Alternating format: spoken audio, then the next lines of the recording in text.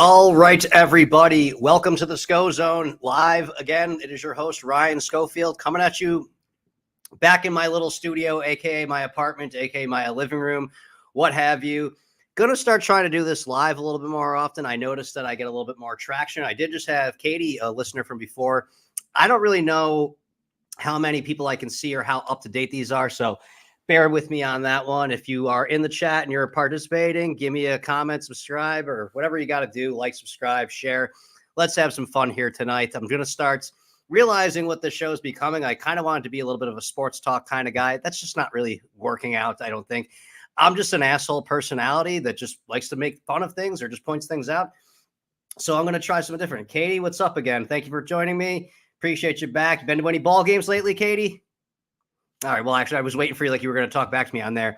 If you did go to a ball game, though, chances are you probably saw somebody throw out a first pitch, and usually that person's accomplished something in this world, unless you happen to be at the New York Mets game today, in which case you got the pleasure, I guess you want to call it. Her name is Haley Welch, I believe, or whatever, but most people just simply know her as the Hawk Tuah Girl, which I think is hilarious because her name starts with an H-A. If you type in HA into well, at least maybe because of the shit I was talking to, but I went to go look up to get the picture for her that I've used as my little thumbnail on here. And if you type in HA, it just comes up her picture, Hawk Tuah Girl, and it says internet personality. I didn't know that. It's jealousy is what it is. Let's just face it this way, is that I was a fucking raging alcoholic for about like 15 years of my life. And if somebody with a microphone ever caught me in the right moments, I guarantee I would have blown Hawk Tuah, and no pun intended, Hawk Tuah Girl out of the water. Now, this just more or less just shows how just really just fucking pathetic most guys are, in the sense of that she's popular. She's not ugly. She's not anything, I don't want to say, sound mean or anything, but there's nothing special about her exactly. I mean, if you were to go, she's from Tennessee. Something tells me if you were to go into every trailer park in Tennessee, you're going to find a girl that looks just as good, if not better, than Hawk Tuah Girl, who all the reasons that she is funny are all just wrong, okay? Because I think she said she's a crack baby or something in one of the interviews. But where I'm going with this is that it's jealousy in my portion, is that, I'm a huge baseball fan, and it's a little bit of, I'm in the process of, I'm viewing all 30 ballparks right now. Baseball just means so much to me. It's one of the few things in this world that actually makes me happy, if you guys will discover if you're listening to this. And yes, I'm just getting out of work, so I'm taking off my shoes right now. I'm not doing any funny business. Don't worry. Okay. Well, I just lost everybody there. Anyways, I would have to say with her is, here I am. It's something I would love to do. I think it would be like, something to work for in this life, because I've accomplished me being alive still at 39 years old is already an accomplishment. So the fact that I've got to figure out what I'm going to do with the rest of my time on this earth, got to set some goals and do some things. One would be, I would like to not have to go to my regular job all the time. And I would like to just do something like this. That's what we call a pipe dream. I'm not exactly banking on this. This is a little discouraging at times, but hey, it's something. I'm not losing out on anything other than maybe a little bit of pride and dignity when I don't get the views I want to get on this. But this is something to do in the meantime. I would like to, at some point, find myself that a Major League Baseball team, even a minor league baseball team, even a college baseball team goes, hey, we need someone to throw out the first pitch tonight. How about we give that Schofield guy a call? I will work all my life to try to get to that point and probably never get there. Some fucking bimbo from the fucking trailer gets drunk in fucking Nashville one day, and someone puts a camera in front of her, and now she gets to go about life doing whatever the hell she wants to do. There's a little jealousy of that one. I'm not going to, hey, everyone gets their 15 minutes. She at least, has the face of this one. What is driving me crazier is that her friend who is with her during the interview that she became famous for, Hawk Tuah, she's along for the ride and everything too. Like when she got her picture taken with Shaq, or, when Hawk Tuah Girl met Shaq, her friend was there. And you just constantly see her side by side. I don't know what her name is. She doesn't have a nickname. Is she just Hawk Tuah's friend? Like, can I find her anywhere on the internet? But not only does Hawk Tuah get to throw out the first pitch, the other girl who was just sitting there, she got to be on the field to catch this. Like, normally there's at least a player on the field that catches them. And I'm just thinking even like what the parameters are of that. When I've seen first pitches, like, for example, I was in Minnesota for 2 games. Okay. They didn't have first pitches. They had ceremonial pitches because they kind of let everybody do them. But like, Okay, having some kid that was in Little League do that. Okay, that's at least a fun and exciting thing. Having a kid with Down syndrome do that. That's something that should be applauded. Or then when there's actually a person there, like, when I was in Minneapolis, okay, on the Minnesota Twins, they were able to get Paige Buckers, I believe her name is, the basketball stud from UConn's women's team, one of the best women's basketball players in the world, I believe she is. She was throwing out a first pitch. I know who she is. She's an amazing athlete, threw out actually a real pitch. That's somebody that deserves this. Like, I was at a Phillies game in Placido Polanco. If you're a real hardcore baseball fan, we all know who Double P is. He threw out a first pitch. When I was in Milwaukee, there was some comedian who's trying to set a record for most first pitches thrown out or whatever. And I never heard of who he was. And take it he's not a huge baseball fan based on the way he throws. But that's at least something there. Not some girl who her 15 minutes was up. I'll tell you this. I went to Chicago and Milwaukee. It was at the end of June. That's when Hawk Tuah came about. The reason I know this is because some place in Chicago put up the sign, "We will never Hawk Tuah on your wiener," which, I mean, let's face it. There's a reason why people are professional comedians. There's a reason why I did not make it as a professional comedian, because some people are funnier than others. Everybody thinks that they're a comedian. So I'm just going to do this.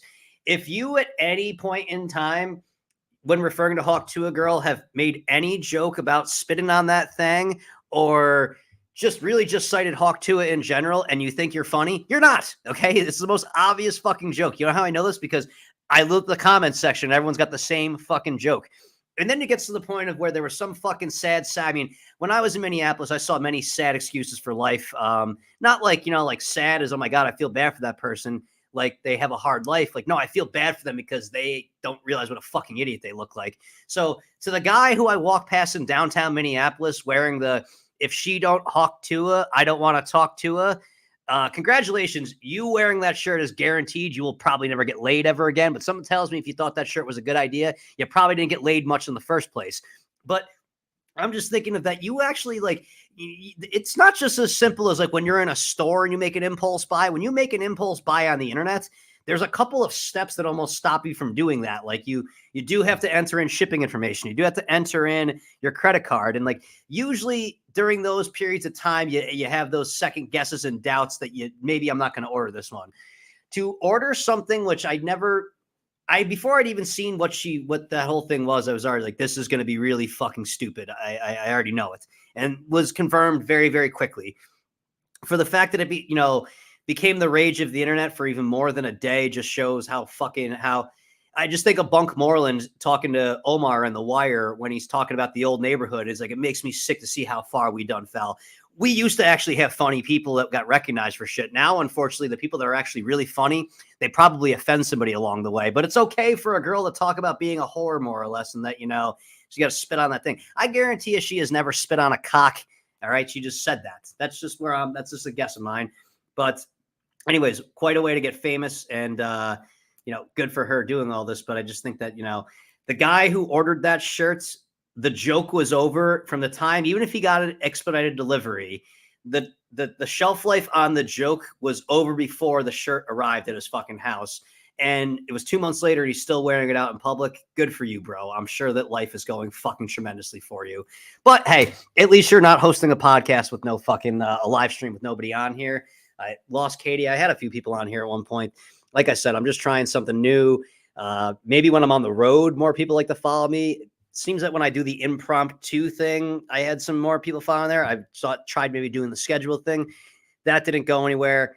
So I guess I can just go back to business as usual, which is just smoking weed.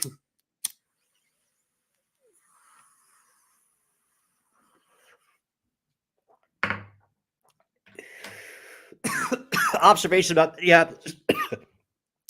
for being such a very liberal city, which indeed Minneapolis is. Just look at who they elect into office and look at some of the policies that they've gone through. The first major city I've been in a downtown, and I walked a lot in Minneapolis. I never once smelled any marijuana. I asked even to the girl that cut my hair, I was like, is this a 420 friendly town? And she made it seem like that was like an insult. I asked that. I'm like, well, the only reason I asked that is that you can't buy it in a store here legally. Like everything I have in my possession here was something I Is it even smuggling if you take marijuana on a plane now? Like, I'm pretty sure, like, like as I wouldn't want to bring like a brick, like a pound of weed in like in raw form on there, but like I just never understand of it. Like, I mean, like, I can bring, I was able to bring stuff in through it. They don't even really care, which is the only way I would ever travel back to Minneapolis is if I was assured that I had drugs. Just not my favorite city as far as it's a beautiful looking city. People, like I said, I've said it a million times, said it again, and it just reminded me way too much of the movie Fargo as far as how they interacted. But I got nothing going on here. I was a little bit of an attempt at trying to get something going, but yeah, no, Hawk Tuah Girl. She's I guess that she wins because I'm still talking about her, but I really just want the movement to stop. And actually, that's where I was going with this. The Minnesota Twins were able to pull Paige Buckers out because, well, she's from there.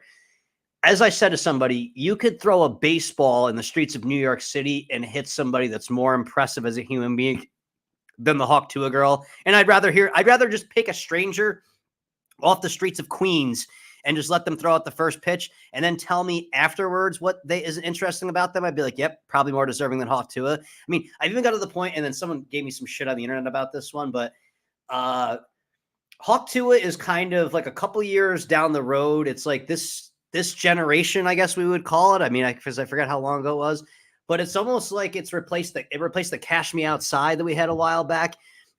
She's gone on and done some things in life, and I'm not saying you got to follow that path necessarily, but she capitalized on it where rather than just being a ditzy blonde, she was a bad baby, became a rapper.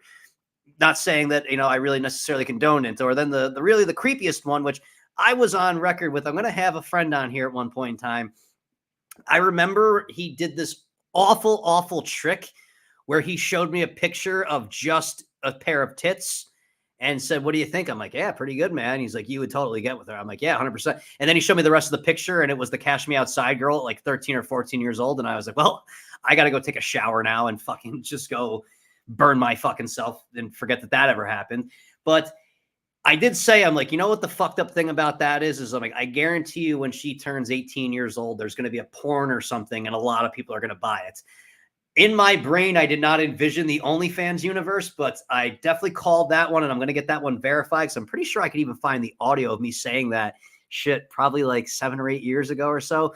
But at least as much as that I necessarily agree, because she even finds it disgusting to see in the interview, but at least, Cash Me Outside Girl is at least doing something for her money. Not that it makes it that much better, I guess, but I don't know. We're just going to continue to reward untalented people. I mean, I guess, hey, who's to say not anything? Not that I ever intended to get politically on this one, but when you've never, ever, ever gotten we have somebody that's running for president that has never even won a primary. It's just amazing, wild stuff. And of course, chose. I will just say that after spending some time in the state of Minnesota, I think that would be all the endorsement I need for if somebody chooses a vice president as the person that runs that place. I would say that it's probably not going to work out too well for the country. And then here's kind of my thing too, is that Minneapolis, it looks really nice, except for there's some parts of it that all I want to say is, what did this look like before 2020? Because it looks like this was probably a good spot and just had a bad weekend, maybe. Trying to figure that one out. Anyways, I guess I got to cut this one short, go back to the drawing board. Thank you if you tuned into this one for the brief little bit. Like, share, subscribe. Send me the feedback, the email address, and all that good stuff's in the bottom line there. Let me know what I can do to make this better for you. I'm here for you, not for me, but it seems like I'm just here for me. So till next time, I'll be back in the Scho-Zone when I think I have something better to talk about.